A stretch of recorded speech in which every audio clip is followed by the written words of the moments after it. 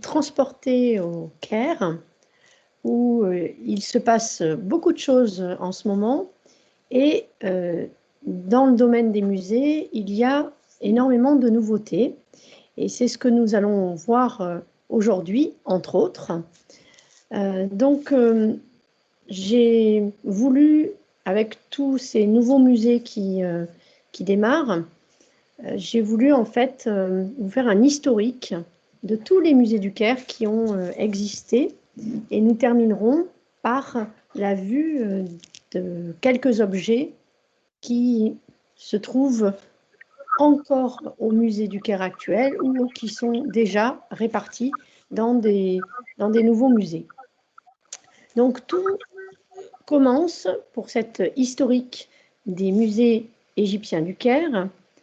Tout commence le 15 août 1835 avec une première réglementation du commerce des antiquités égyptiennes. Cette réglementation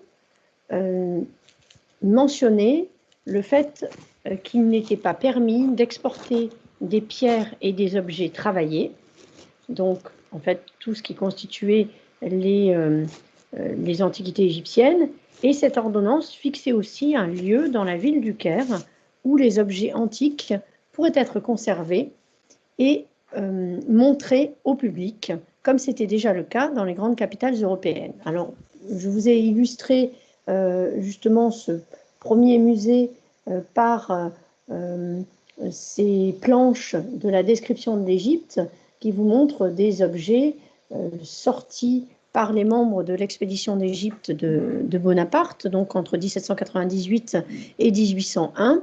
Et donc, évidemment, tous ces objets ont quitté l'Égypte. Donc, cette tâche fut confiée au bey Louis Linan de Belfond, que vous avez sous les yeux, qui était ingénieur géographe installé depuis longtemps au Caire. Donc, il regroupa les premiers objets dans un petit édifice situé dans les jardins de l'Esbéquier. Alors, je vais vous montrer cette carte du musée du Caire un certain nombre de fois, avec à chaque fois le positionnement de ces différents musées. Et nous allons commencer justement par celui qui se trouvait dans les jardins de l'Esbéquier pour vous situer ce musée par rapport au musée du Caire actuel. Donc, qui est ici, vous voyez, nous ne sommes pas très très loin du musée du Caire actuel. Malgré les mesures prises par Linan de Belfond, le commerce d'antiquités allait bon train et les grands continuaient à se servir et à détruire les monuments comme Mehmet Ali, donc pacha d'Égypte, à l'époque où Champollion d'ailleurs se rendit en Égypte, qui considérait la collection d'antiquités égyptiennes comme sa propre collection. C'est Jean-François Champollion qui a réussi quand même à le faire changer d'avis petit à petit. Et l'histoire du premier musée kérote d'antiquité s'arrêta définitivement en 1855 parce que Abbas Pacha offrit ce qu'il restait de la collection à l'archiduc d'Autriche Maximilien, qui en avait fait la demande. Alors pourquoi il en avait fait la demande? Parce qu'en fait, il avait des droits sur le trône d'Égypte. Donc, en visite officielle en Égypte, il avait fait la demande des objets de cette collection, et Abbas Pacha lui obtint ces objets. Et évidemment, pas pour grand-chose, puisque l'archiduc d'Autriche finit par renoncer au trône d'Égypte quelques années plus tard pour le Mexique. Donc nous sommes à l'époque de Napoléon III. Mais cette collection se trouve aujourd'hui à Vienne, et je vous l'ai illustré par cette petite photographe qui donc, est aujourd'hui en Autriche et qui faisait partie des objets de la première collection égyptienne en Égypte, conservée en Égypte. Entre-temps, Auguste Mariette arrive en Égypte pour trouver des manuscrits coptes pour le compte du musée du Louvre, où il était directeur adjoint. Donc Auguste Mariette est un personnage haut en couleur qui ne se laisse jamais abattre et il n'arrive pas à trouver les manuscrits coptes qu'il cherche et il décide d'employer l'argent pour effectuer des fouilles à Saqqara. Donc il commence un certain nombre de fouilles à Saqqara, comme vous pouvez le voir sur cette image, et il finit par découvrir le Sérapéum de Memphis qu'il fouille pendant 3 ans. Alors, le Sérapéum de Memphis, le voici, ce sont des grands souterrains renfermant des sarcophages de taureaux momifiés. Je vais y revenir sur ces taureaux momifiés. Et donc, ce sont des souterrains absolument immenses, et ces souterrains renfermaient énormément d'objets. Donc, ils vont être fouillés pendant 3 ans par Auguste Mariette. Il rentre en France au bout de ces 3 années et il ne peut rester loin de l'Égypte. Du coup, il profite de la venue de Napoléon III en Égypte prochainement pour repartir au Caire pour préparer sa venue. Donc vous avez bien sûr Napoléon III ici sous les yeux et derrière donc l'entrée du Sérapéum à l'époque d'Auguste Mariette, au moment de sa découverte. Choqué par le fait que toutes les antiquités découvertes se retrouvent finalement au musée du Louvre, puisqu'il y avait quand même des centaines de stèles, je vous ai mis ici une image de l'emplacement de toutes ces petites stèles en ex-voto du Sérapéum et une petite stèle en réel. Alors, je ne sais pas pour quelle raison ça saute. Ouh là là, ouh là là, ouh là là. Alors, on reprend. Est-ce que tout le monde voit? Je ne comprends pas pourquoi les images ont sauté. Alors, on va essayer de rester comme ça, même si vous ne l'avez pas en... Non, tout va bien. C'est bon, hein, parce qu'autrement, les images ont sauté en mode lecture, donc je préfère rester comme ça. Ah ben, ça saute encore. Oh là là, c'est pas possible. Voilà. Donc, j'espère que là, tout est OK. Donc, Auguste Mariette voit ces centaines d'objets arriver au musée du Louvre, étant donné qu'il n'y a aucun partenariat avec l'Égypte, aucune réglementation, et tous les objets découverts par un pays qui fouille en Égypte reviennent totalement au pays. Donc, il décide de mener une action, puisque c'est tous ces objets en rapport avec le taureau Apis que vous avez ici sous les yeux. Donc, ce taureau Apis qui était momifié comme les rois parce qu'il était à l'image royale pour faire court, hein, parce que je ne veux pas trop m'étendre sur le Sérapéum de Memphis, mais ce taureau était l'image du dieu Ptah sur terre, et donc il était enterré lorsqu'il mourait de sa belle mort, comme le roi lui-même était enterré, donc momifié, et ses viscères dans des vases canopes, comme vous pouvez le voir ici, vous avez des vases canopes du taureau Apis. Et donc tous ces objets ont rejoint le musée du Louvre. Donc ce que fait Auguste Mariette, c'est qu'il lance une action pour essayer de trouver une solution pour que tous les objets ne quittent pas ce sol égyptien.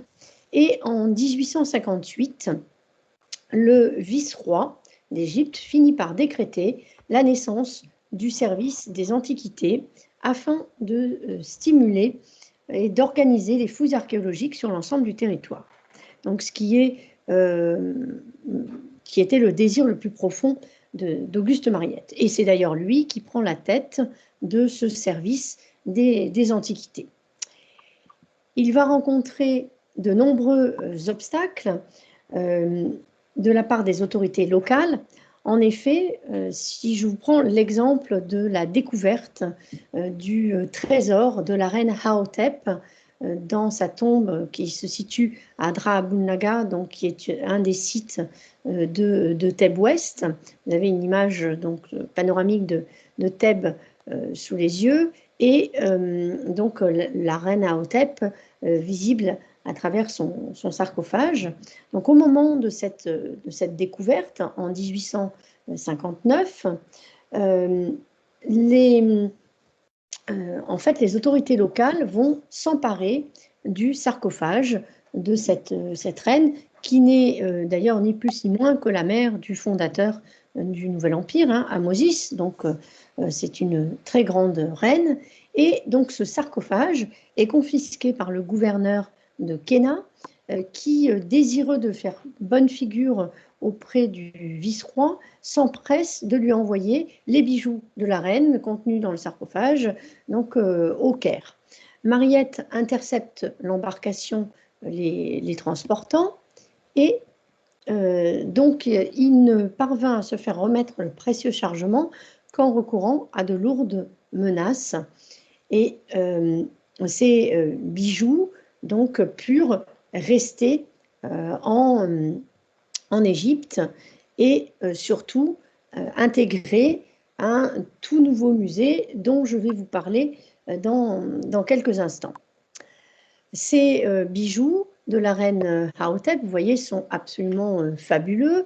Ils sont en or, cornaline, lapis-lazuli, turquoise et ce sont essentiellement des bracelets ici que vous avez sous les yeux, bracelets résolument modernes concernant l'ouverture et la fermeture, puisque vous avez un principe de charnière avec des épingles en or. Nous retrouverons ce principe de charnière tout à l'heure, et avec ici une magnifique déesse Nerbet qui protège la reine Yaotep, hein, donc la grande dame du ciel ici qui protège la reine Yaotep, et elle est visible également à travers ces mouches, les mouches qui sont en fait des récompenses offertes aux généraux, et on est en pleine période de troubles en Égypte, puisque nous sommes durant la deuxième période intermédiaire, et c'est le moment où les princes thébains décident d'attaquer le pouvoir royal en place, qui est le pouvoir Hyksos, et donc ces généraux reçoivent des récompenses, et les mouches donc font partie de ces fameuses récompenses. Donc en 1867, à l'occasion de l'exposition universelle, le trésor d'Ahotep fut exposé à Paris, au Petit Palais, où Mariette dut s'opposer à l'impératrice Eugénie, qui voulait conserver les bijoux pour elle-même. Donc là encore, hein, Mariette doit se battre et il a manqué de se faire emprisonner par l'impératrice Eugénie, mais finalement, c'est Napoléon III lui-même qui a réussi à faire entendre raison à l'impératrice pour qu'elle puisse se faire des copies de ces bijoux, mais que les bijoux reviennent au Caire. Malgré tous les problèmes à surmonter, Mariette finit par ouvrir un nouveau musée égyptien en 1863 dans le quartier de Boulak. Alors vous avez ici les fameux bijoux de la reine Yaotep et tout le trésor même de la reine Yaotep qui est regroupé sur l'une des planches du catalogue du musée, puisque à l'époque on photographiait les objets en même temps, tous de manière thématique ou alors provenant du même trésor, ce qui est le cas ici. À l'époque, on n'a pas de numérique et donc quand une photo est prise, bien sûr, il faut en prendre le moins possible, donc on prenait l'ensemble d'un trésor. Donc ce premier musée du Caire officiel, enfin on devrait dire même le nouveau musée égyptien, donc ouvre ses portes en 1863 dans le quartier de Boulak, donc, que je vous ai entouré ici. Et donc ce Pourquoi dans ce quartier? C'est un quartier où se situaient de vastes constructions concernant l'administration du transit avant la construction de la première voie ferrée Alexandrie-Caire. Et ce nouveau musée s'enrichit considérablement au fur et à mesure des découvertes. Donc vous avez ici l'album du musée de Boulac, qui est donc le premier catalogue du musée. L'une des salles ici, qui donc renferme ces objets égyptiens avec un scribe, je pense qu'on doit pouvoir agrandir, voilà, avec un scribe assis en tailleur ici au premier plan. Vous savez que les scribes assis en tailleur ne sont pas des, on va dire, des statues de scribes courantes, contrairement à ce qu'on pourrait penser, mais ce sont au départ des fils royaux qui sont représentés en scribes assis en tailleur, donc à la 4e dynastie, puis par la suite, à partir de la 5e dynastie, ce sont les hauts dignitaires proches du roi, et jusqu'à la fin de cette civilisation, lorsqu'un scribe est assis en tailleur, c'est qu'il fait toujours partie des hauts dignitaires ou des scribes royaux ou des fils royaux. Donc, voilà pour ces... je dois vous avouer que je manie moins Acrobat Reader d'habitude qu'Aperçu. Donc voilà, je reviens à l'image initiale et vous avez au fond un certain nombre de momies. Ah, j'ai un retour son avec un micro. Donc un certain nombre de momies qui... je ne peux pas parler, j'ai un retour son en même temps. Bon, là, ça va être compliqué. Est-ce que... C'est votre réseau, Gwenaël. Moi, j'ai pris les micros de tout le monde. Ça a l'air bon. C'est bon? Parce que je ne pouvais pas parler, j'avais un retour son. Oui, bon, donc ce musée s'enrichit petit à petit. Et vous voyez ici, vous avez l'image du Cheikh El Beled au centre de cette salle. Cheikh El Beled qui était en fait un haut dignitaire de l'Ancien Empire, et toutes ces vitrines autour qui sont extrêmement remplies, puisque la muséographie au XIXe siècle fait qu'on met un maximum d'objets par vitrine de la même typologie pour qu'on puisse reconnaître au premier coup d'œil le type d'objet en question, ce qui est quand même assez pratique. Et donc, vous avez un musée qui, petit à petit, se remplit, et se remplit même extrêmement vite, avec, donc vous voyez, tous ces objets, là encore, qui sont ici photographiés par thématique, donc plusieurs cercueils de différents types. Vous avez évidemment un cercueil momiforme, et vous avez aussi le cercueil extérieur rectangulaire avec ici le couvercle en voûte céleste pour évidemment rappeler l'au-delà. Et vous avez au premier plan également un coffret à vase canope. Donc vous savez, ce sont les vases qui renferment les viscères, avec à l'intérieur ces vases canopes, et devant un coffret à serviteurs funéraires avec des serviteurs funéraires à l'intérieur. Donc on met tous les types funéraires que l'on peut rencontrer sur une même photo, avec également ici ce coffret à serviteurs funéraires, donc on appelle Ouchepti ou Shawapti, et avec un faucon couché sur cette boîte qui est une image également funéraire. Donc, ce musée est évidemment très bien, mais dans l'esprit de Mariette, c'était un musée provisoire, parce que c'est un musée qui est sans cesse menacé par la crue chaque année. Et en 1878, une crue exceptionnelle détruit un certain nombre d'objets. Comme il avait toujours été considéré comme un lieu provisoire, Mariette demande le transfert des objets dans un lieu plus adéquat. Là, vous avez donc cette carte postale avec l'arrière du musée de Boulac et un certain nombre de statues colossales donc, qui s'entassent à l'arrière de ce musée. Néanmoins, sa demande n'avait toujours pas abouti 10 ans plus tard, au moment de sa mort. En 1889, la situation devint critique, car le musée était à saturation et les objets de fouilles sortis cette année-là restèrent à bord d'embarcations en Haute-Égypte. Donc là, il est vraiment temps de faire quelque chose. Donc en urgence, le vice-roi Ismaël Pacha donc, fait don de l'une de ses résidences dans le quartier de Giza, que vous voyez ici sous les yeux. Et ainsi, entre l'été et la fin de l'année 1889, les collections furent transférées dans ce nouveau musée. En attendant mieux, en tout cas, elles étaient à l'abri des crues du Nil.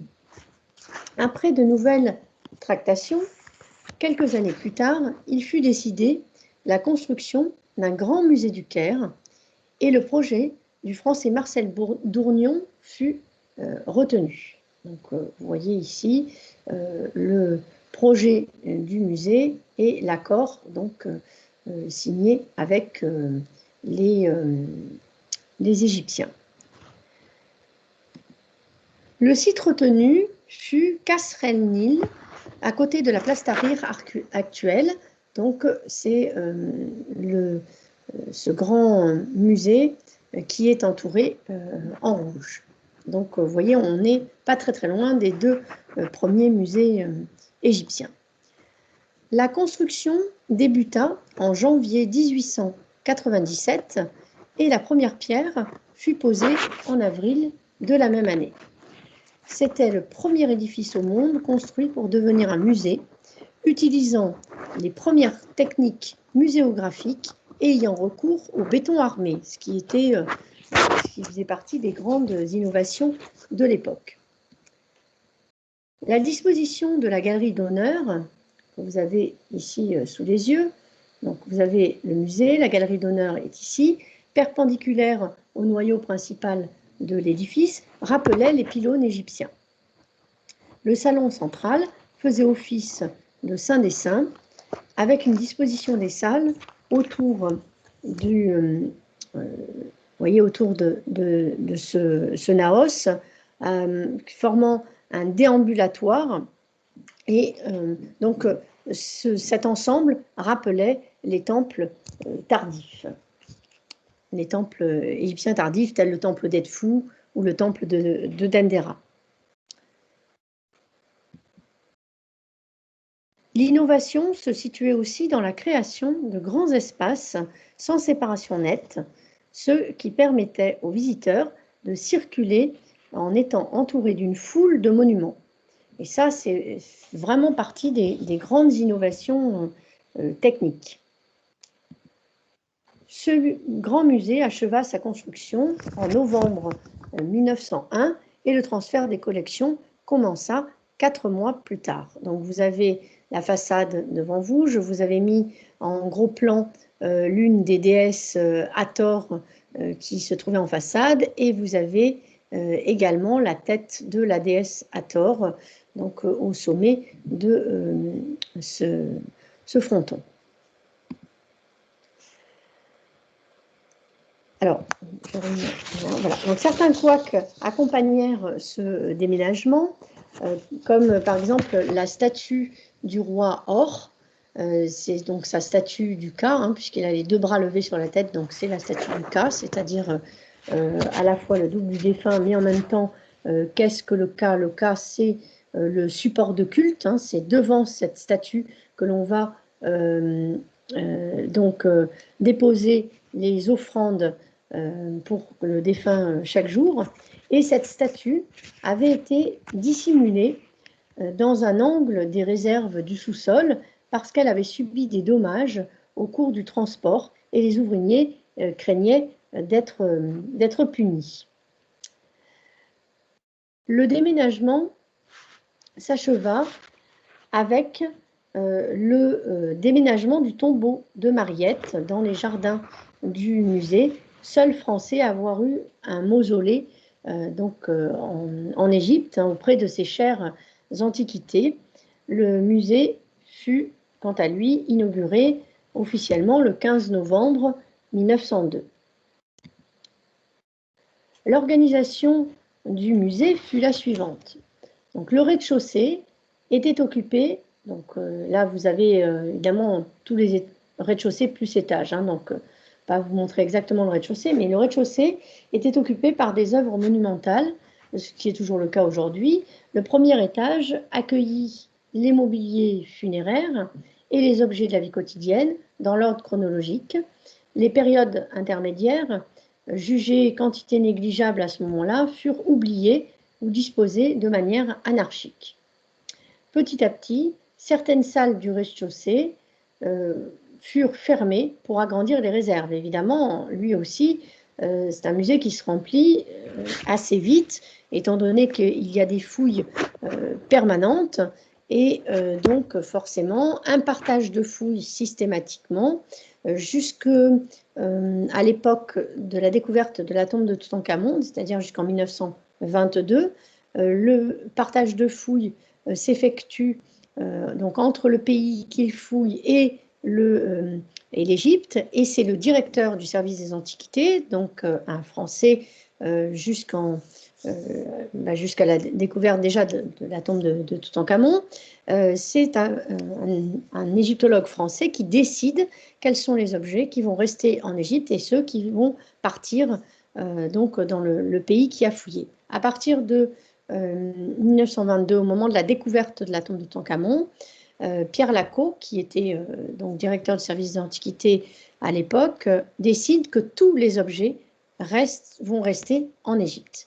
Et puis, après la tombe de Toutankhamon, petit à petit, jusque dans les années 50, un partage de fouilles est repris entre le pays qui fouille et le musée du Caire. Donc, vous avez effectivement bon nombre d'objets qui intègrent le musée du Caire régulièrement. Et je vous disais que le directeur du service des antiquités était français, donc au moins jusqu'en 1922. En fait, il reste français jusqu'en 1976, au moment de la crise de Suez, où c'est un Égyptien qui va devenir directeur du service des antiquités. Et aujourd'hui encore, et ce qui est tout à fait normal et naturel, ce sont des Égyptiens qui sont à la tête du service des antiquités. Donc, concernant ce musée, donc des aménagements constants furent nécessaires pour accueillir les découvertes de toutes ces fouilles, et c'est vrai que ça pose problème chaque année un petit peu plus. Et c'est à cause de ce problème-là que les Égyptiens ont décidé petit à petit de concevoir de nouveaux musées. Donc déjà, ils ont développé des musées de sites. Il y a un certain nombre de musées de sites dans toute l'Égypte qui ont pris forme. Et puis, les Égyptiens ont décidé, donc dans les années 2005-2006, non, même avant, 2003, excusez-moi, ont décidé de concevoir un nouveau musée que vous avez ici entouré en jaune. Alors évidemment, entouré sur rien, puisque c'est une ancienne carte du Caire. Et ce nouveau musée était seulement à 2 km des célèbres pyramides du Caire, donc qui sont... Je vais vous mettre les pyramides, je vais essayer de ne pas passer du coup sur l'image, parce que quand je passe sur l'image, elle saute. Donc les pyramides que vous voyez ici, vues du ciel, et ce nouveau musée donc, qui est sorti de terre petit à petit, à partir de 2003, donc à 2 km de ces pyramides. Il faut dire que le musée égyptien, le fameux musée d'Ourgnon, débordait, était vraiment à saturation. Et finalement, tous les objets qui arrivaient étaient maintenus dans les réserves parce qu'on ne pouvait plus faire autrement. Donc ce nouveau musée, conçu en 2003 par le cabinet d'architectes Enegan Peng, au terme d'un concours international qui a quand même attiré 1557 participants de 83 pays, l'ensemble des infrastructures du GEM, ce qu'on appelle le GEM, c'est-à-dire le Great Egyptian Museum, s'étend sur 490 000 mètres carrés, ce qui n'est pas rien, et a pris la forme d'un pyramidion ouvert. Ce que vous avez ici, c'est, vous voyez, un pyramidion ouvert qui en fait, s'étend sur cette énorme surface. Et vous voyez au loin les pyramides de Gizeh. Sa construction a pris du retard en raison de la situation politique du pays. Il y a eu évidemment d'abord le printemps arabe en janvier 2011 qui a arrêté pendant quelques années la construction. Mais finalement, ce futur grand musée égyptien est sorti de terre et initialement prévu en 2015. Son inauguration a été repoussée une première fois en 2018, puis en 2020, mais la crise sanitaire a à nouveau retardé son ouverture qui aura lieu quand cette situation sanitaire le permettra, donc s'améliorera. Alors, on parle actuellement d'une inauguration fin décembre de cette année 2021. Donc, espérons que ça soit le cas. Donc, c'est un immense édifice de 133 000 mètres carrés et de 1600 tonnes de composants en acier et en verre, donc utilisés pour la construction de la façade aussi de ce musée.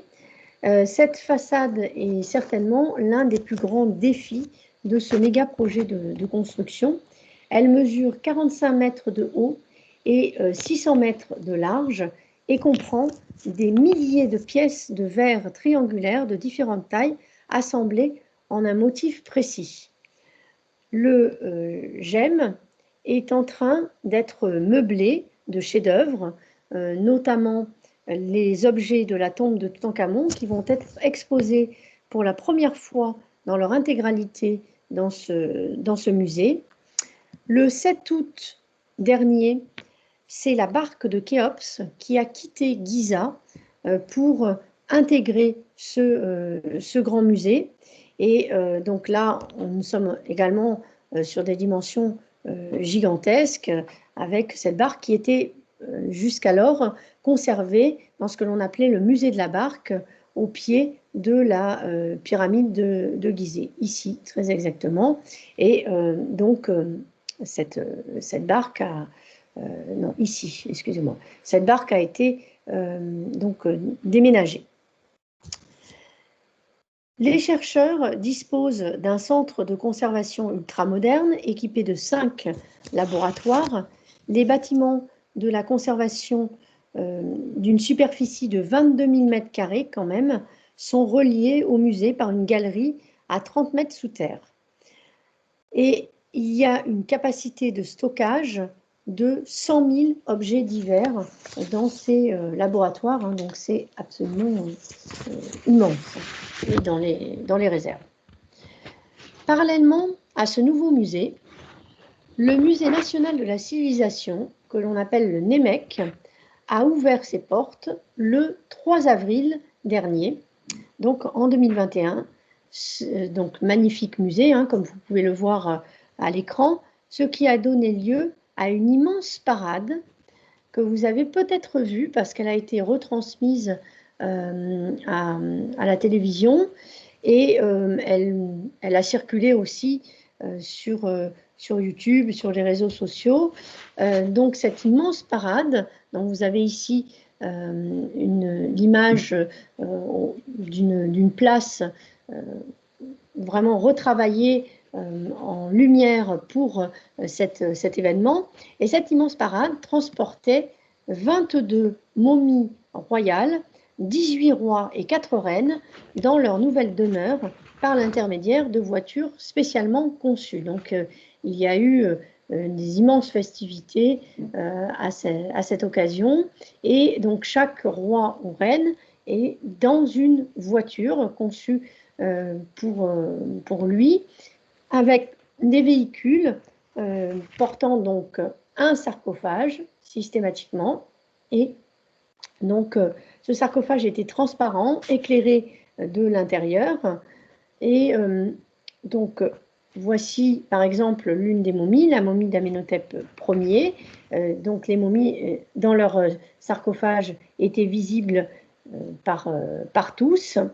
Et ces momies ont été accueillies par le président Al-Sisi à l'entrée du musée, donc à l'entrée du Némec.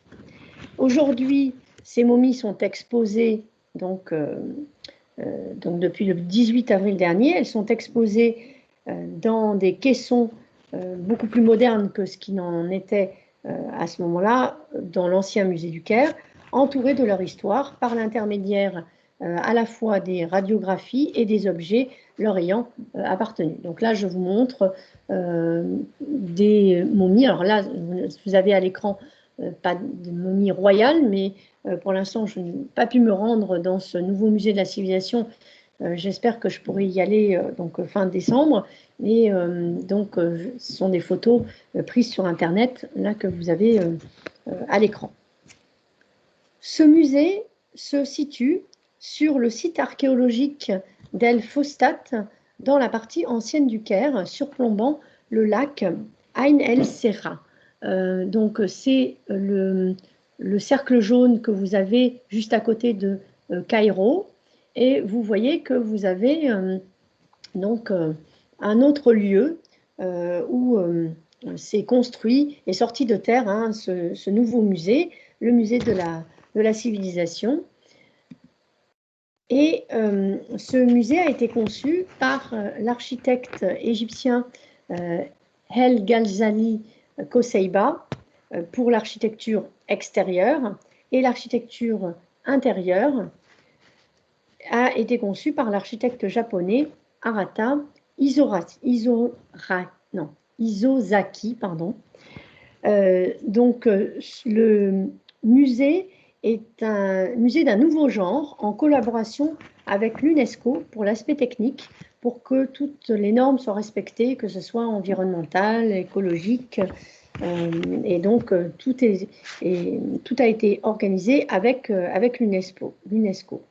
Le Némec présente la civilisation égyptienne des temps préhistoriques à nos jours par une approche multidisciplinaire mettant en avant le patrimoine matériel et immatériel du pays.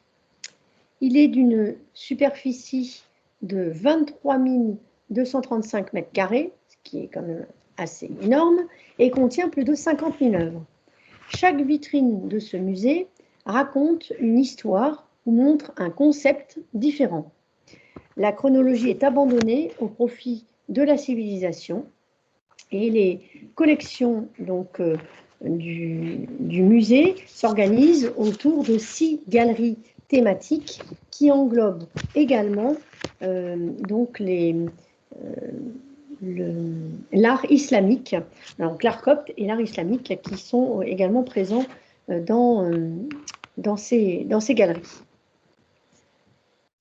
Donc vous avez sous les yeux ici un magnifique pectoral de la reine Méreret qui est très très bien présenté, comme vous pouvez le voir. Les objets sont vraiment fabuleusement présentés, ce qui fait qu'on peut très bien voir ces objets, ce qui n'était pas forcément le cas dans l'ancien musée.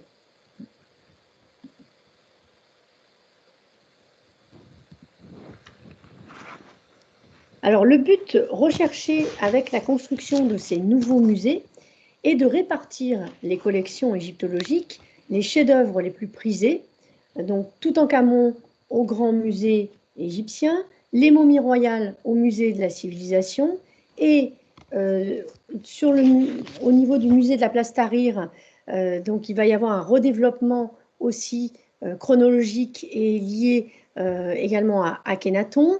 Donc entre ces trois musées, donc je vous ai entouré en jaune, vous avez un déploiement de toutes les collections égyptologiques actuelles.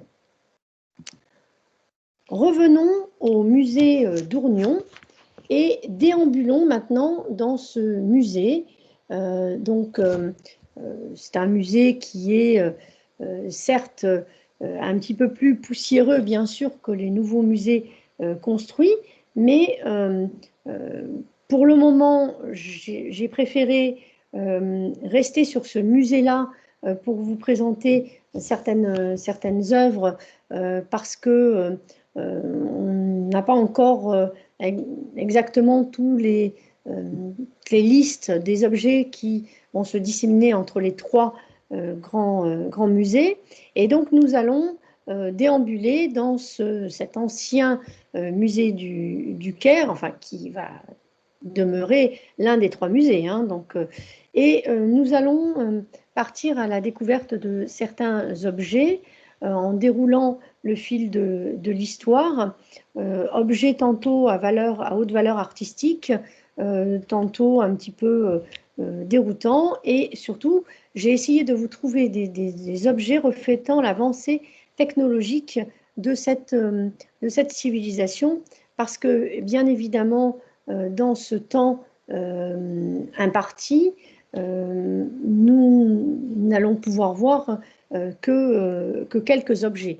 Donc, il a fallu faire un choix drastique et c'est toujours un peu frustrant, mais c'est le jeu. Donc, j'ai choisi quelques objets et j'espère que vous ne serez pas frustrés par les objets que j'ai choisis. De toute façon, si vous avez des questions à la fin de la conférence, n'hésitez pas. Nous allons commencer par cet objet qui est une palette à phare qui date du premier roi de la première dynastie. Donc il faut savoir aujourd'hui que l'Égypte commence son existence historique, non pas en 3000 comme on l'apprenait avant, mais en 3300. Et une dynastie a été rajoutée, c'est la dynastie 0. Et lors de cette dynastie 0, on a déjà une énorme mise en place de cette civilisation. Et donc, à partir de 3000, commence la première dynastie et donc commence officiellement l'État égyptien unifié, définitivement unifié, mais l'État égyptien a déjà commencé donc en 3300 avec des rois au nord et des rois au sud de l'Égypte. Donc concernant cette palette Narmer, alors on l'appelait Narmer, aujourd'hui, d'après les recherches de Jean-Pierre Petznik, on doit l'appeler Abouor. Son argumentation est assez convaincante, hein, donc c'est pour ça que je vous ai mis palette d'Abouor. Cette palette provient d'un grand dépôt votif qui se trouvait dans le temple d'Horus à Hierakonpolis, et Hierakonpolis, c'est la première capitale égyptienne. Et donc, cette palette à phare est un élément important pour comprendre la formation de l'État égyptien. À quoi sert au départ une palette à phare? Donc, ces palettes étaient généralement en gros wok, ce qu'on appelait anciennement le schiste vert, et ces palettes servaient à broyer la galène et la malachite, donc au centre, hein, sur la cupule, pour donc élaborer le côle et le fard vert positionné autour des yeux. Vous savez que ce côle, lorsqu'il était positionné, surtout lorsqu'il s'agit donc du côle noir, hein, le fard noir, il servait en quelque sorte de lunettes de soleil, puisque ça permet d'absorber la lumière hein, quand vous mettez du noir sous les yeux. Et puis, ce côle avait aussi des propriétés thérapeutiques pour protéger les yeux, notamment des mouches, hein, et donc préserver les yeux.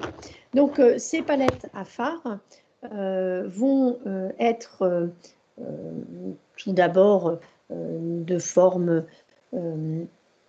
géométrique, puis ensuite zoomorphes, et petit à petit, elles vont se développer, s'enrichir, et elles vont devenir votives pour certaines d'entre elles, en accueillant un décor en bas-relief, nous racontant donc une histoire. C'est pour ça qu'on appelle ces palettes des palettes historiées.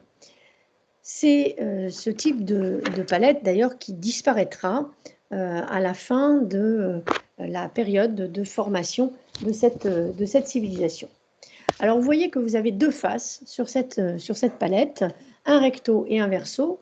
On sait que le recto se situe à l'endroit où se trouve la cupule, et vous avez sur ces deux faces le roi, donc le roi à bord, représenté à chaque fois en taille héroïque par rapport aux autres personnages.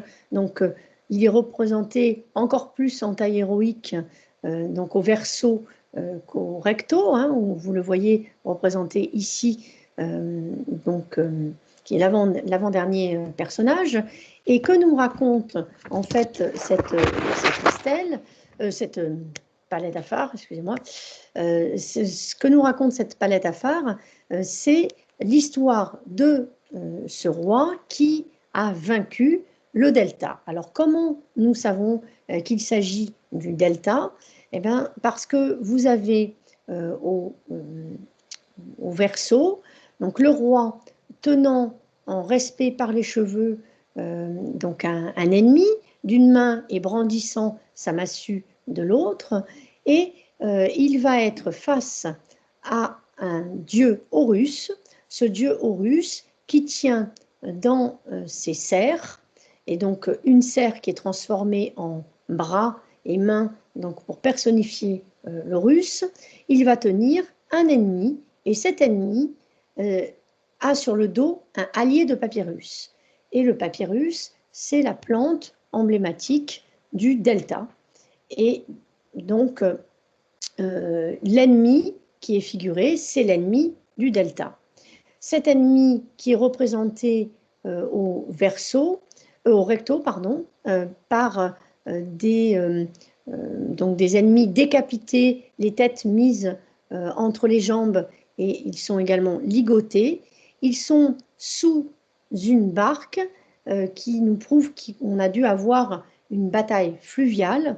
Au moment où Abouhor a fini de conquérir l'Égypte, et le roi est encore représenté en taureau. Voilà, c'est quand je passe en bas. Je sais pas pourquoi. Enfin, je ne sais pas si vous voyez bien le taureau qui est en bas, au registre inférieur du recto. Donc le taureau qui est en train d'écraser un ennemi, et une place forte également. Ce taureau, c'est une image du roi au début donc, de cette civilisation, ici, au début de la première dynastie. Vous avez donc toujours au recto, des porte-enseignes donc des enseignes qui sont ici donc tenues par ces porte-enseignes, qui sont les provinces qui ont aidé le roi à conquérir le delta. Et vous voyez que le roi, au recto et au verso, est suivi d'un personnage. Alors, vous voyez ici au recto, donc ce personnage qui est un porte-sandales sur lequel je vais revenir, et vous avez ici en gros plan l'image du roi qui a déjà certains insignes de la royauté.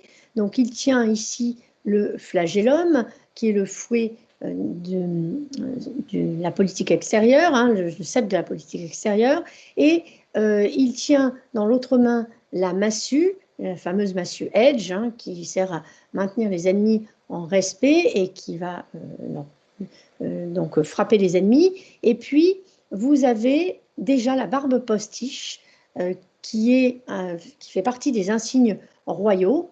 Et le roi a également la queue de taureau, qui est ce qui lui reste du taureau victorieux écrasant les ennemis.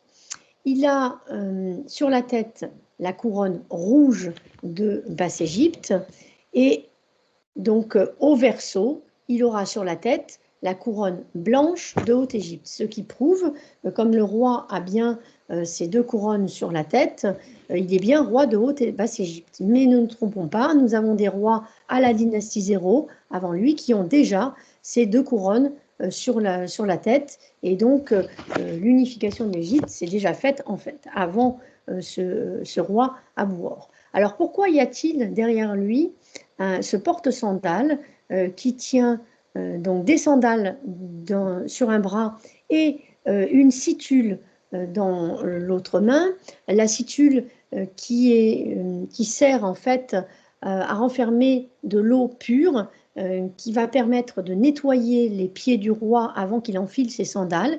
Et pourquoi est-ce que le roi doit enfiler ses sandales? Parce qu'en fait ici, nous ne sommes plus dans une scène de guerre, mais nous sommes dans une scène de consécration d'offrande où le roi, en tant que prêtre, va mettre ses sandales et offrir en offrande l'ennemi du delta à ce dieu Horus.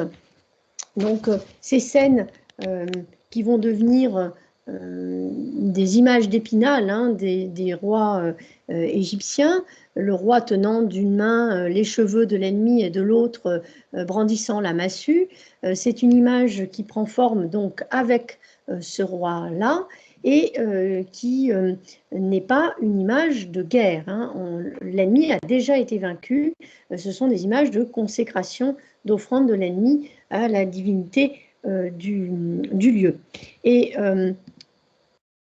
donc, au sommet de cette palette, vous avez une tête de la déesse, non pas la déesse Hathor, mais la déesse Bat, qui est l'ancêtre en fait de la déesse Hathor. La déesse Hathor n'existe pas encore au moment où cette palette est confectionnée, et c'est la déesse Bat, qui va être la déesse du 7e nome de Haute-Égypte, qui va chapeauter un petit peu toutes les divinités féminines, hein. Donc c'est une des déesses primordiales qui existent dans cette civilisation. De cette même période, nous sommes sous le 5e roi de la première dynastie, hein, donc avec Narmer, celui qu'on appelait Narmer, on est sous le premier roi de la première, et là sous le 5e roi de la première dynastie, ce roi qui est l'Horus d'En, et sous cet Horus d'En, il va y avoir de grandes innovations, et notamment, vous avez une innovation absolument incroyable, qui est finalement le premier dessin animé de l'histoire de l'humanité, avec ce disque toupie du chancelier Emaka, qui est en stéatite noire et en calcaire, qui a un diamètre de 8,7 cm pour une épaisseur de 0,7 cm, hein, donc vraiment une épaisseur très, très faible. Quand vous voyez le détail de cette scène montrant un lévrier courant derrière une gazelle, et cet autre lévrier est en train de mordre cette gazelle, donc qui a été attrapée. En fait, vous avez ici, quand vous lancez cette toupie, donc qui va tourner sur elle-même, on a l'impression que le lévrier et la gazelle sont en train de courir. Et donc, c'est quelque chose d'assez remarquable. Et donc, c'est une des grandes innovations de cette époque-là. Il y avait d'ailleurs plusieurs disques toupies dans cette tombe, notamment des oiseaux. Et quand la toupie tournait, on avait l'impression que les oiseaux étaient en train de voler. Nous arrivons à la fin de cette époque tinnite. Cette époque tinnite qui, aujourd'hui, par rapport à toutes les avancées faites sur cette civilisation, aujourd'hui doit aller jusqu'à la fin de la 3e dynastie et non pas jusqu'à la fin de la 2e dynastie, comme on le disait jusqu'à présent, et donc empiète sur cette première grande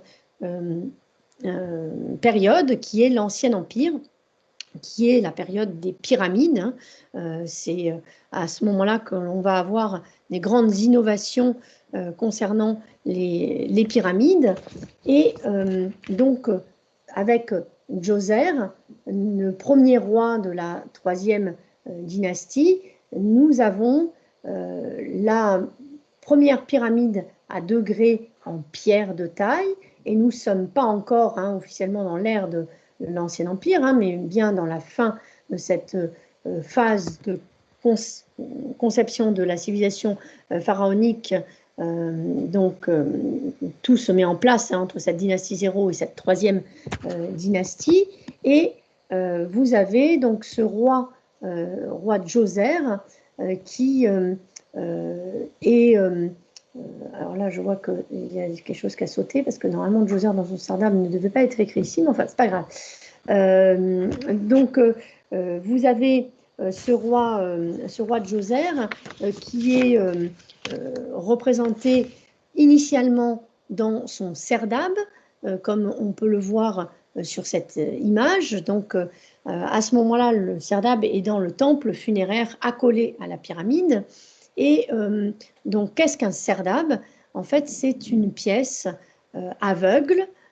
C'est un mot arabe qui veut dire donc la pièce aveugle, qui veut dire aussi le réfrigérateur en égyptien. Et donc, ce serdab va renfermer la statue du Ka du défunt. Donc là, la statue du Ka de Djoser.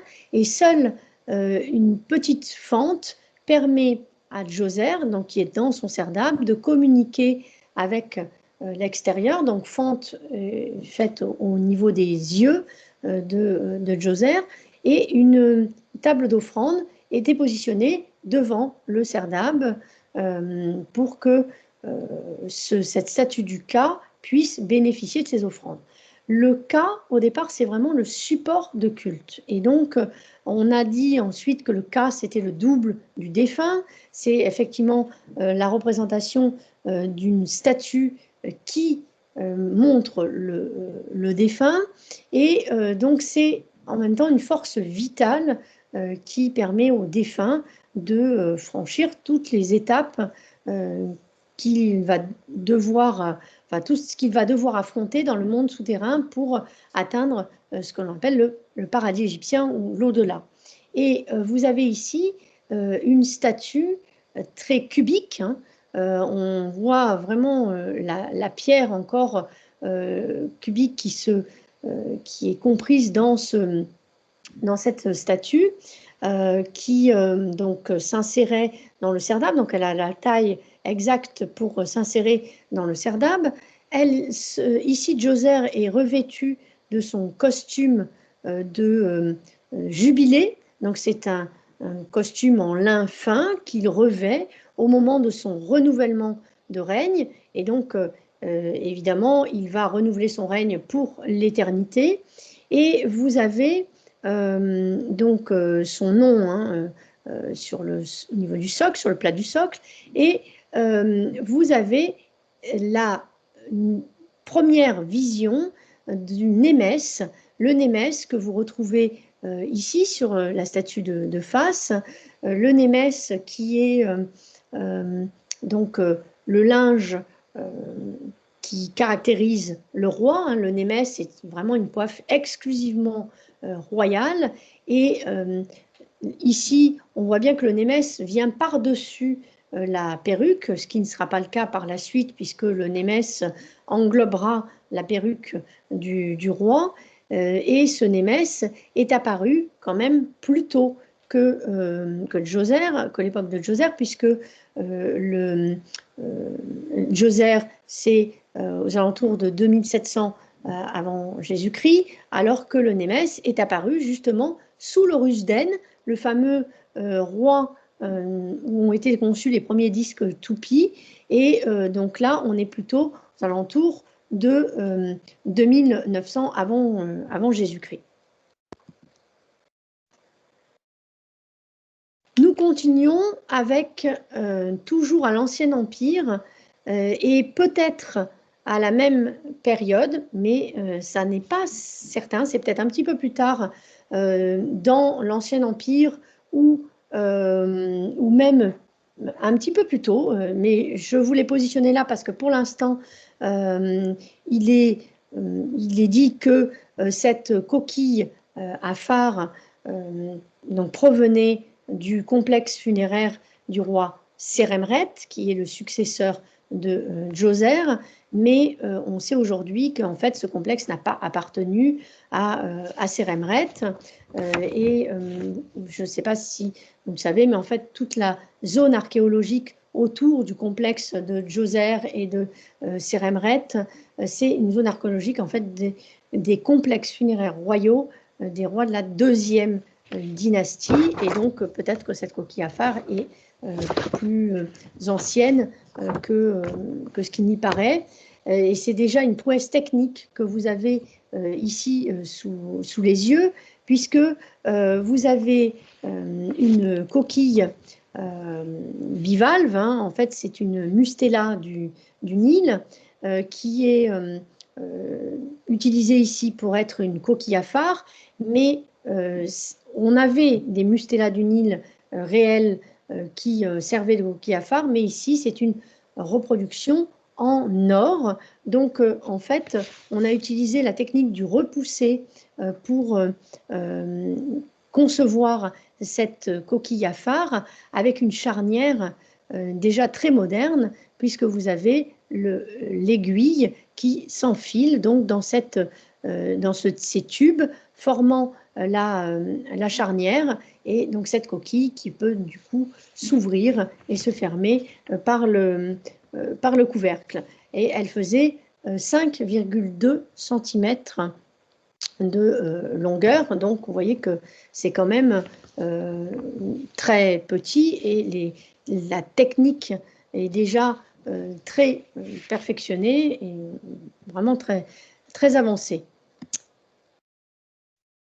Nous enchaînons sur l'Ancien Empire. Alors, bien sûr, avec le temps que nous avons, je ne vais pas vous faire toutes les périodes de manière très approfondie, mais je me suis centrée surtout sur les périodes les plus anciennes, et je terminerai par quelques objets du Nouvel Empire.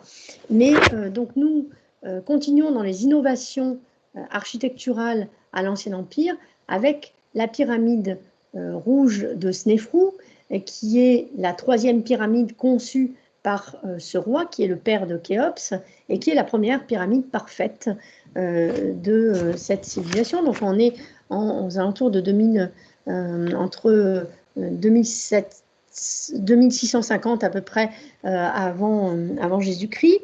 Et donc, vous avez à cette période un groupe statuaire très intéressant qui a été découvert donc à Meydoum dans la tombe de ces personnages que sont Rahotep et Nofret.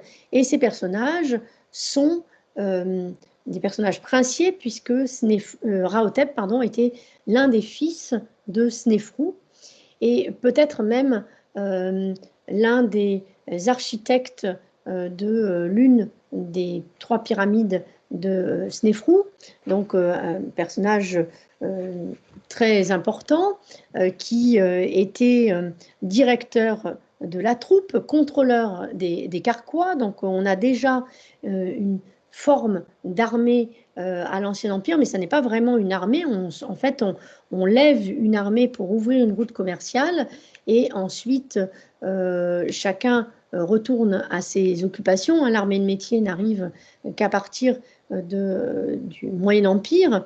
Et donc ce fils royal est considéré comme une sorte de général, hein, mais à l'époque, c'est vraiment le directeur de la troupe.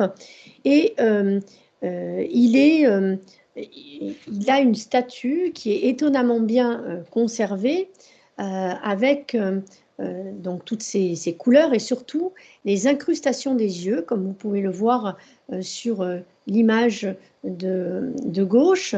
Et cette incrustation des yeux a donné lieu à quelque chose de rocambolesque, puisque au moment des fouilles menées donc à Meydoum pour découvrir ces tombes, les ouvriers, en creusant le tombeau, en évacuant le tombeau, sont arrivés face à face avec les têtes de Rahotep et Nofret, et ils ont eu tellement peur que en fait ils sont partis en courant, et il a fallu trésor. Ah oui, le chèque, oui, mais c'est pour vous éviter le chèque. J'ai ouvert là. Comme vous voulez. Il a fallu des trésors de diplomatie pour pouvoir. Comme j'ai amené une copine ce matin, ça m'a distrait et j'ai oublié. Alors, je suis désolée, j'ai un micro qui est ouvert.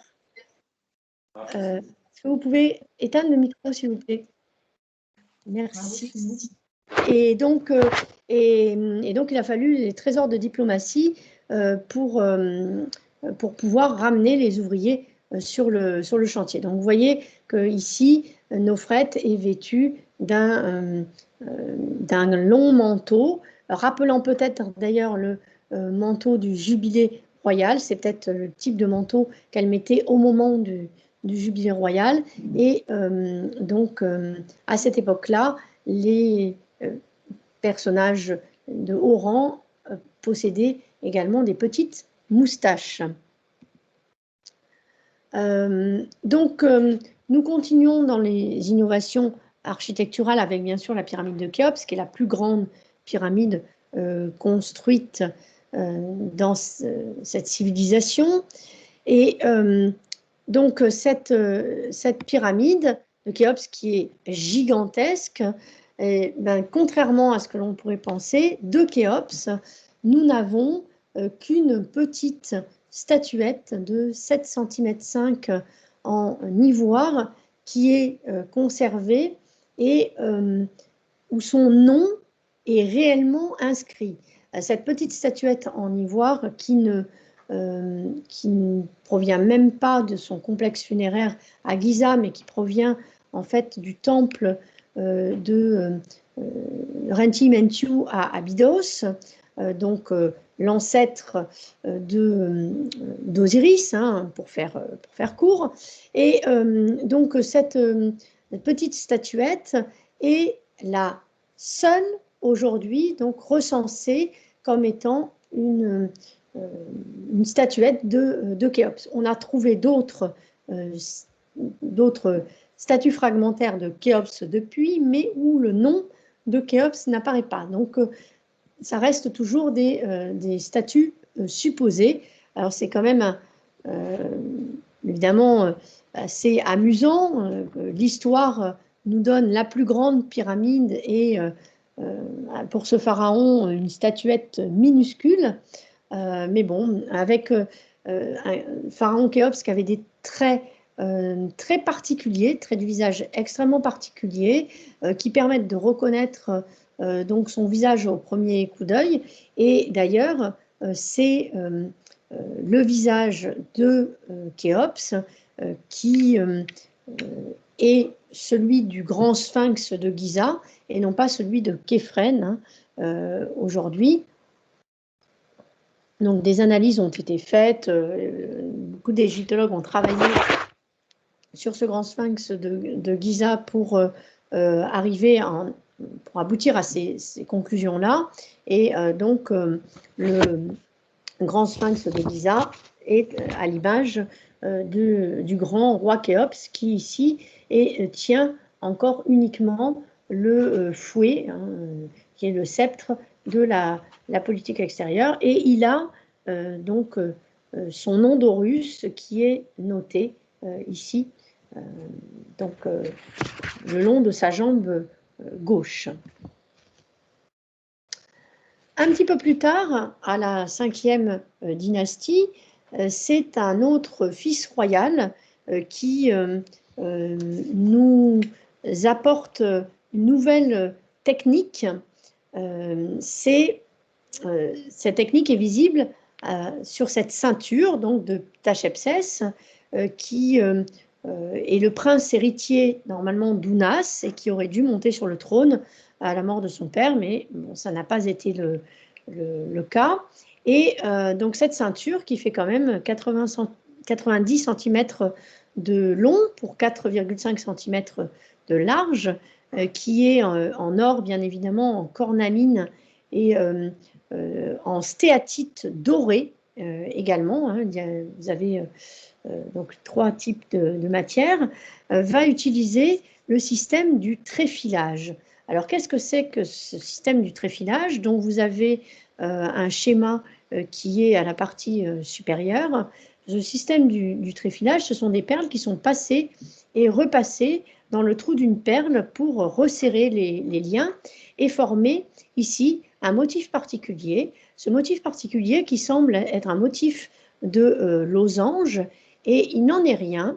Ce motif, en fait, représente 2 filets d'eau qui sont mis l'un sous l'autre, qui forment donc ce simulacre motif de losange, et l'on voit ce même motif sur la ceinture d'Abouor, sur la fameuse palette dont je vous ai parlé tout à l'heure. Et en fait, ce motif, c'est le motif de la fête. Et donc, c'est un motif que l'on retrouve à l'intérieur de corbeilles, enfin de vasques plutôt, de vasques de purification en albâtre, qui renferment donc de l'eau de la nouvelle crue. Et ce signe qui s'apparente à un losange, c'est le signe de la fête, et donc ce sont en fait des filets d'eau entrecroisés. Donc là, c'est fait partie des choses que j'ai pu découvrir en regardant toute la paléographie des signes. Donc voilà, c'est partie des petites choses qu'on ne connaissait pas avant, et petit à petit, on avance quand même dans notre connaissance de cette civilisation. Donc, nous voici ici face à une immense statue d'1,77 m, qui est en cuivre, totalement en cuivre, et qui, à l'intérieur de son tronc, renfermait une autre petite statuette que vous avez représentée à côté. Les 2 statues donc, sont représentées ici en couleur restaurée, et ces statues appartiennent à Pépi Ier. Donc nous avons encore franchi une dynastie, nous sommes à la 6e dynastie, nous sommes aux alentours de 2300 avant Jésus-Christ, entre 2300 et 2250 avant Jésus-Christ. Et en fait, vous avez la plus grande statue en cuivre découverte, là encore se situant en dépôt votif dans le temple d'Horus à Hierakonpolis, la fameuse première capitale égyptienne, où ce temple en fait renferme des dépôts royaux, puisque ce temple d'Horus est en fait un temple du pouvoir royal. Et donc, on a longtemps pensé que la petite statuette est renfermée dans le buste de Pépi Ier était son successeur, donc Mérenrê Ier. Et en fait, aujourd'hui, on pense plutôt qu'il s'agit de Pépi Ier renaissant. Vous savez que quand un Égyptien meurt, il doit donc faire tout un parcours pour atteindre l'au-delà.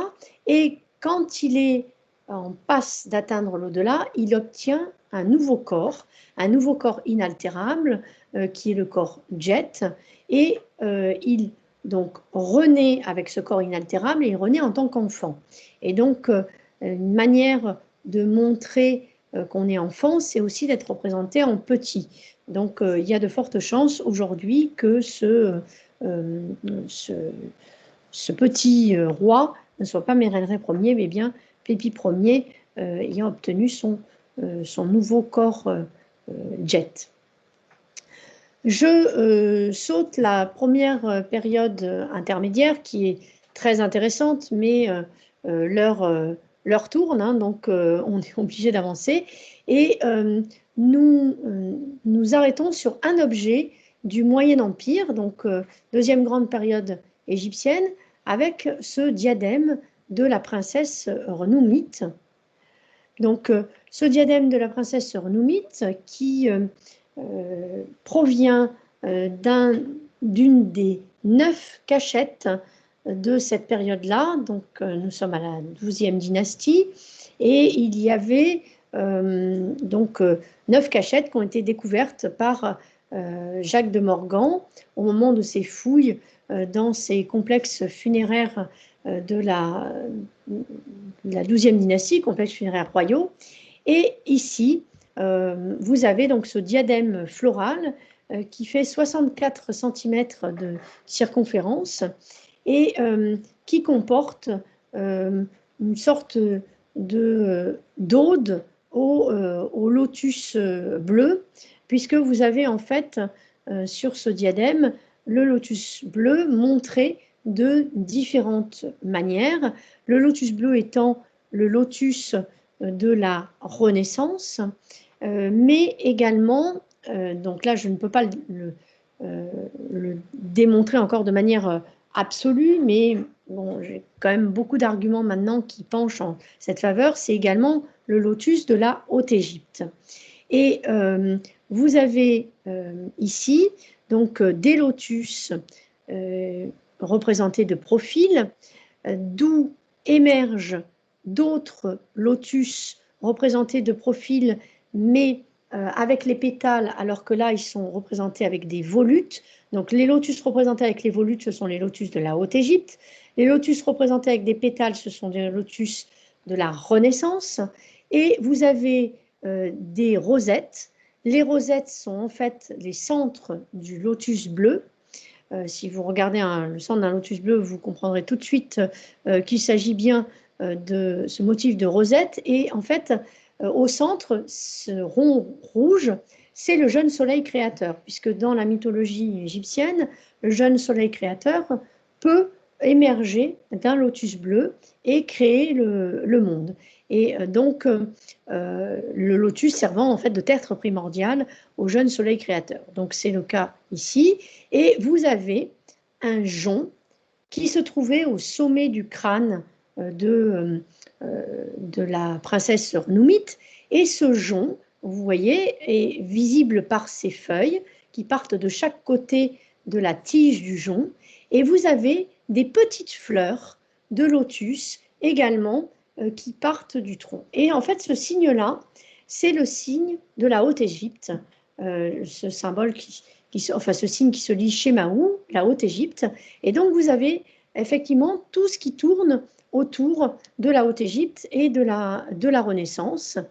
Et vraiment, nous restons dans la Haute-Égypte également avec cette déesse Nerbet qui se trouvait en fait sur le front de la princesse en or, c'est absolument magnifique, et c'est ce que l'on appelle la dépouille de vautour qui se trouve sur les têtes des grandes épouses royales et donc qui protège les grandes épouses royales. D'ailleurs, cette déesse Nerbet, ici, n'est pas que la déesse de Haute-Égypte, c'est vraiment la dame du ciel qui protège la grande épouse royale. Donc, nous allons terminer cette conférence par des objets appartenant à Akhenaton et Toutankhamon. Donc, nous sommes à la fin de la 18e dynastie. On est aux alentours de 1300 avant Jésus-Christ. Et avec Akhenaton et Toutankhamon, donc nous avons le père et le fils, hein, puisque nous sommes sûrs que Toutankhamon avait bien comme père Akhenaton, et c'est, on va dire, les rois font partie des rois les plus connus du Nouvel Empire.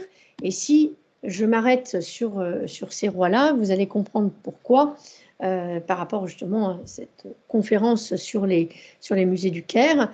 Et je commence donc par Akhenaton et par deux statues qui se trouvent donc au musée du Caire.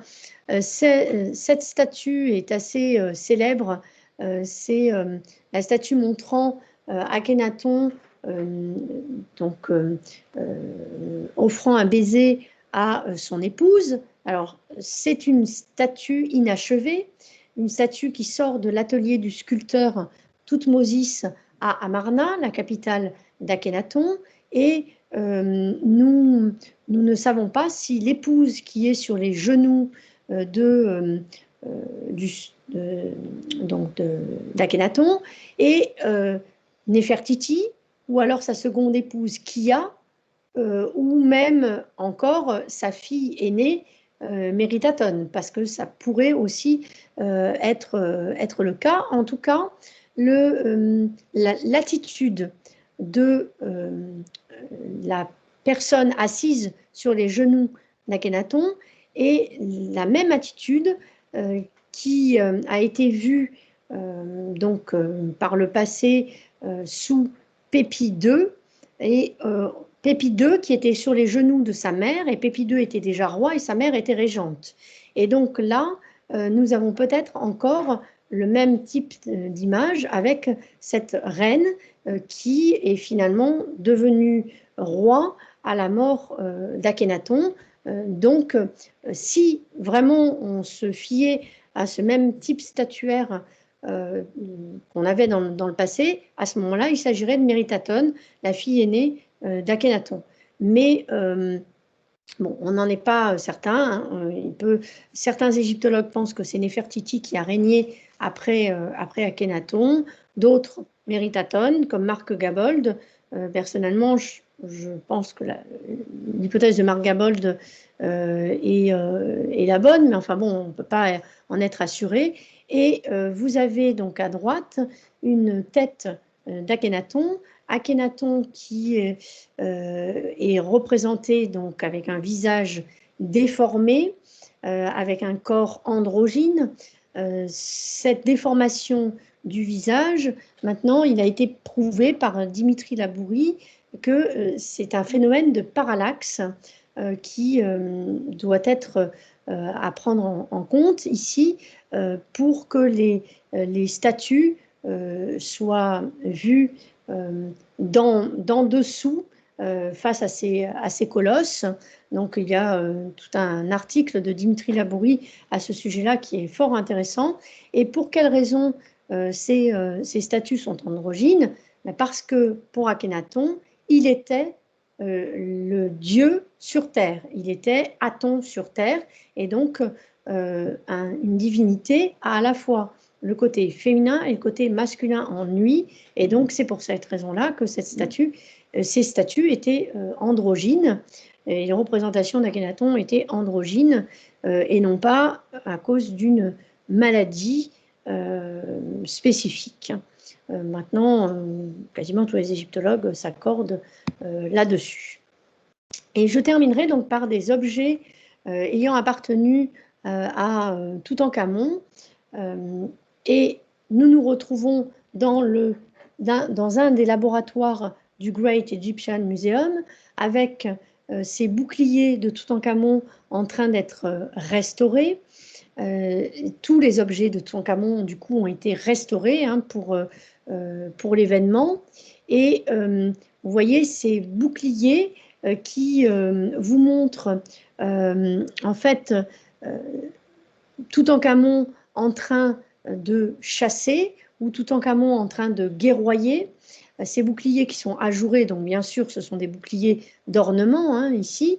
Donc, d'un côté, Toutankhamon tient le cimeterre d'une main et les queues des fauves terrifiants de l'autre. Donc, il a la déesse Nerbet derrière lui, cette fameuse déesse vautour, parce que là, il s'agit de la Haute-Égypte. Et vous avez sur l'autre bouclier le roi en sphinx en train d'écraser les ennemis, hein, de piétiner ses ennemis qui sont ici des Nubiens. Et donc il a le faucon qui indiquerait qu'il s'agit de la Basse-Égypte. Mais tout cela est beaucoup plus complexe en fait qu'il n'y paraît, puisque la Basse-Égypte est également présente sur l'autre bouclier avec ces papyrus qui sont bien présents. Donc, il faut se garder on va dire, de réflexion trop hâtive concernant ces boucliers. Et donc, le roi, en tout cas, est représenté en grand chasseur et en grand guerrier. Alors, Toutankhamon aimait beaucoup la chasse, ça on le sait maintenant. En grand guerrier, on va oublier parce que Toutankhamon boitait, avait une santé chancelante et il n'a jamais été un grand guerrier, même s'il est représenté comme cela sur certains objets dans sa tombe. Comme justement le grand musée va accueillir l'ensemble des objets de Toutankhamon, c'était l'occasion de vous montrer des objets qu'on ne voit jamais concernant ce roi, comme ce double naos avec récipient à natron et péchescaf au centre. Alors en fait, le natron sert à purifier le roi, donc ces petits naos étaient utilisés au moment des rites de l'ouverture de la bouche du roi. Et on avait le péchescaf au centre, qui est une sorte d'herminette en obsidienne et qui va permettre de réaliser cette ouverture de la bouche du roi. Donc ça, ce sont vraiment des objets qu'on ne voyait jamais concernant Toutankhamon. Vous avez également ce lit pliant extrêmement novateur qui donc se trouvait dans sa tombe, dans l'annexe de sa tombe, et donc vous avez le lit qui se replie hein, sur lui-même avec un système de charnière amovible, ce qui est absolument incroyable.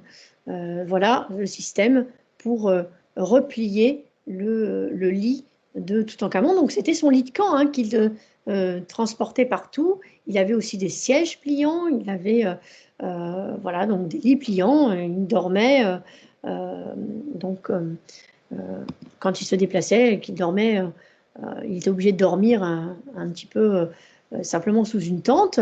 Et le dernier objet que je vous montrerai, c'est ce gant avec un motif de plume qui est très moderne. Hein. Il y a 5 doigts pour ce gant, hein, donc comme on peut trouver aujourd'hui, avec des cordons au poignet pour pouvoir attacher le gant. Il y avait dans la tombe de Toutankhamon 27 paires de gants et on sait que ces gants étaient utilisés pour la conduite des chevaux, donc ils sont en lin.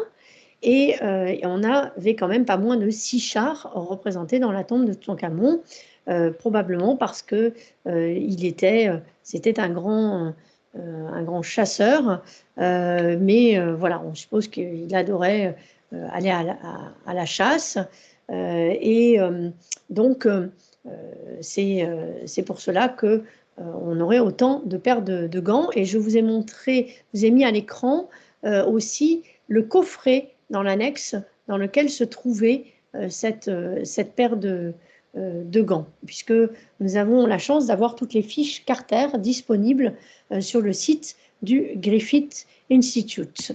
Et donc, je terminerai par cette image du grand musée égyptien en train de se remplir de magnifiques objets plus spectaculaires les uns que les autres, et en espérant qu'il l'ouvre bientôt pour qu'on puisse se rendre au Caire, le visiter. Et nous pouvons de toute façon d'ores et déjà visiter le musée de la civilisation, et il y a encore un certain nombre d'objets dans le musée d'Ourgnon où évidemment nous pouvons retrouver quand même certaines pièces emblématiques qui ne quitteront pas ce musée. Je vous remercie d'être resté avec moi pour cette conférence. Merci beaucoup, Gwenaëlle Borgny. Merci infiniment pour cette belle conférence de rentrée. Donc, on aura l'occasion éventuellement de vous retrouver en février-mars 2022 à l'occasion d'un séminaire sur un point sur les notions essentielles de la civilisation égyptienne. J'en profite pour dire aux adhérents effectivement qu'il reste encore quelques petites places si vous souhaitez rejoindre Gwenaëlle en séminaire en début d'année 2022. Et on se retrouvera sur une dernière conférence le 9 juin, et là on sera sur les nouvelles découvertes en Égypte depuis la pandémie. Oui, tout à fait, puisque normalement, si tout va bien, je touche du bois, mais je devrais repartir en mission à partir de... donc, je repars le 26 décembre en Égypte, et la mission commence le 1er janvier. Et donc, je reste 5 semaines en mission, et j'espère on va découvrir de belles choses, et surtout qu'il va y avoir encore de belles découvertes dans toute l'Égypte. Et ce sont ces découvertes-là dont je viendrai vous parler de les découvertes qui ont eu lieu avec grand plaisir. Voilà, pendant la pandémie et qui sont parfois un peu Merci. passées sous silence, du coup. Voilà.